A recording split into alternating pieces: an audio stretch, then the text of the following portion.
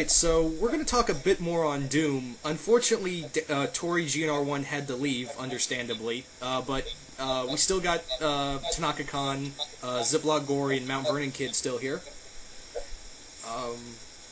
So I think actually Ziploc Gory, before I accidentally cut off the whole video. I cut the video at 13 minutes. We had a little more time, but I accidentally cut it off. Stupid me. I think, Zip, I think you had something to say about Doom. Yeah, I was just saying that with the reboot of this, and we were getting on to the whole thing about the Galactus, with him, I definitely want to see him, of course, in full form. No clouds and none of that crap. I want to see him in full form, and I want to see him actually expand, get smaller, get bigger, and all that. Not just giant all the time, because he can expand. And if he's gonna be eating planets, don't go into the he eats planets with his mouth and all that. No, do it right, because I get the feeling they would do that. I just like, oh man, here we go. They'll pull a tick. Yeah. They'll pull a tick. Oh yeah, they had that character. He actually ate the planet. So yeah. I thought we were talking about Doom, but okay, Galactus.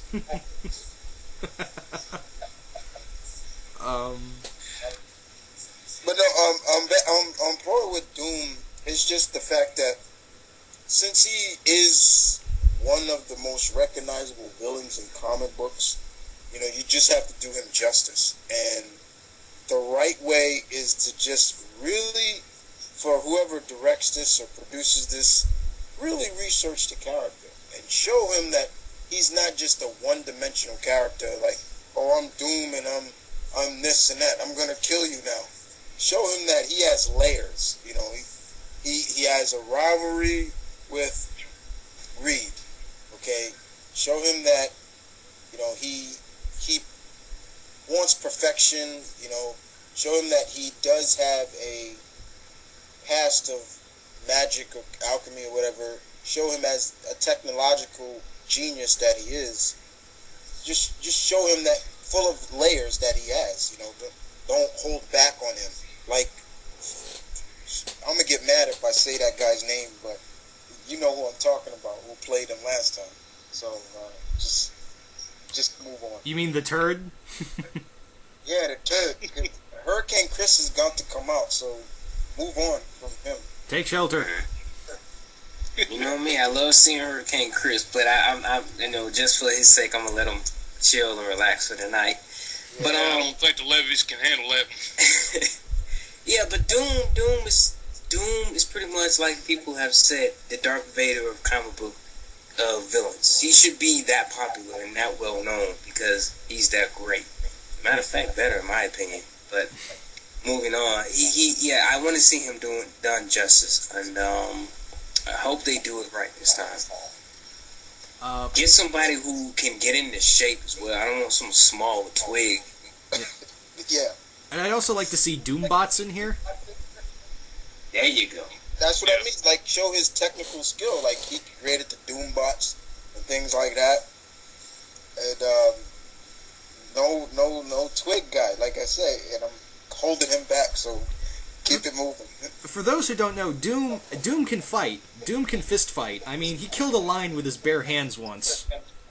Yes, he did.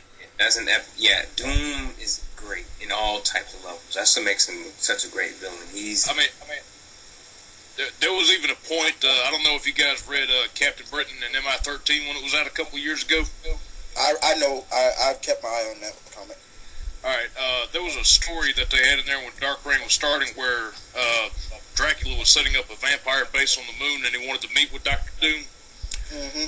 Doom is so prepared for anything, he told Dracula that he had splinters from the original cross lining up inside his armor. That's how ready he is for a situation. Yeah, this is a guy who told the Asgardians he started to understand their powers, and that right there to me is just a magnificent feat, because if you can start to understand the powers of gods and stuff like that, I don't want to mess with that guy on a bad day. Let's also not forget that he managed to convince the Panther God to give him all the vibranium. He strips his whole body down just to prove that he's willing to do anything to get power. And here's a guy that, which has took it upon himself whenever, if Spider-Man would ever leave one of his spider tracers around, to pick it up and keep it, just to figure out how Spider-Man does some of these things with his trace. He actually kept one of his tracers at the Latvian embassy, and Spider-Man actually hired Black Cat to go get it back from him, because he knew if Doom was to figure it out, Doom would have found out who he is. You know, that's all. That's why Doom is not really not recognized as just FF villain. He's a Marvel villain. He's everybody's villain. He anybody crosses his path, it's like you're all on the list, and that's Doom's list, and I'm fixing to go through one of you one at a time. So it's like it's just how he is. If we're gonna have Doom playing in this movie, do you want him speaking entirely in third person, or would you rather him be in first person?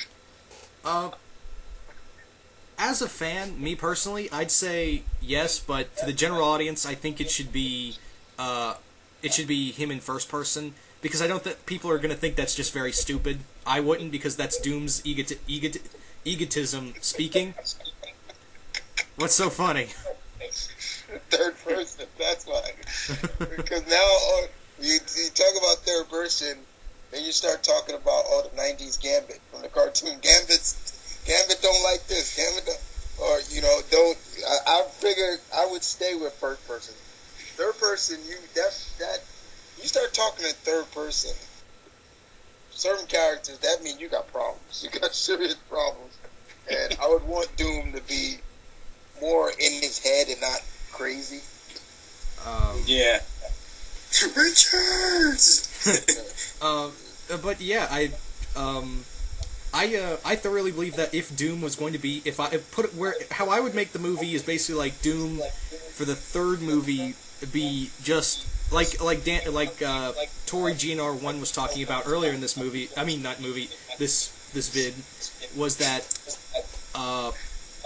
let him have the magic abilities. Let him have that one up over Richards, and let him have the all those abilities. Like, he's been planning this since movie 1. That's how I think he should have that commanding presence in the third movie. Pretty much. So that's how it is. You don't get too many villains that is versatile like Doom is. That's the major thing. Doom is so versatile. It's really hard to see any other villain outside of him that has so much variety to him. That's just the way I look at it. Yeah. I'm not dissing any other villain, people, so don't get that twisted. Yeah. But yeah. To me, yeah, like a lot of people say, I think Doom is probably one of Stan Lee's greatest creations for sure. So he deserves justice. As far as the other stuff goes, like I said, the costume, I definitely want something a little bit different, something that looks more authentic, and go into the movie and explain this stuff. Don't be afraid to do that, because the audience, I don't know, I hate when the movies feel the need to downplay the audience. Like, they're not stupid and dumb. You just make your movie stupid and dumb. My opinion. Yeah, I mean, like, for me, I will elaborate more on what Zip was saying. Like, for me, it's, looking at Doom's costume or armor, show the armor, and, I mean, I would want him to be in armor, but have the, the green hood and things like that. Don't have it be a freaking raincoat. That's pretty much all Doom was wearing. It was a freaking raincoat, in my opinion. Yeah. That don't fit well with me. Yeah. Like I said before, let it be in armor. Yeah. Don't gotta go the Smallville route. Yeah. You know what would be kind of cool if they did? No. You know what would be kind of cool if they did with Doom's armor, if they're gonna have the magic? How about have, like, arcane symbols all over his armor? When he starts using magic, they'd start to glow when he starts chanting and stuff.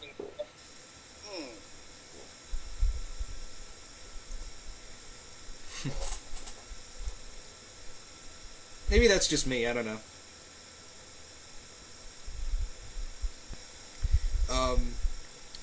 So, yeah, that's basically what I thought. But yeah, like you said, I think it'd be a good idea. I mean, it'd be a cool thing for the people in the cinema who don't know the comics would be kind of cool with.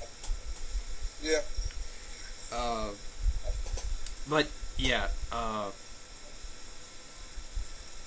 don't know. Does anyone else have any final thoughts on Doom? No, because I pretty I much. think we've said all we can cover with him. Yeah. Yeah. I don't think I really have anything else to say. Just Yeah. So just do him justice. yeah. Oh, I was going to mention before we started recording that last part, y'all was talking about Parallax. Mhm. I was looking him up on Wiki just now. Parallax is going to be in the Green Lantern Emerald Knights movie. Robert Englund's doing his voice. Whoa. Whoa. Robert England. Whoa. And then for the movie that comes out in a couple of weeks, Clancy Brown's going to be doing Parallax's voice in that. Whoa! Did you say Whoa. Clancy Brown? Sweet. Clancy Brown, I'm the Kurgan, Alright. bitch. Whoa. Yeah. All right. They got some. Okay. Yeah. That's what I wanted to. You know they're doing the Batman Year One movie, right?